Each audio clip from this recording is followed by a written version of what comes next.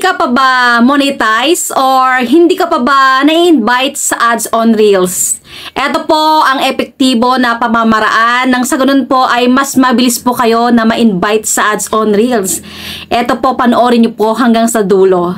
Ito po ang mga pinag-aaralan ng mga social media experts. At talaga naman po nakita nila na epektibo na pamamaraan ang paggawa po ng Reels na hanggang 90 seconds po ang time. Yes po, kailangan po ay 90 seconds. Kapag hindi ka pa na-invite sa ads on Reels ay dapat po 90 seconds. Huwag po tayo munang gumawa ng maiksi po na Reels.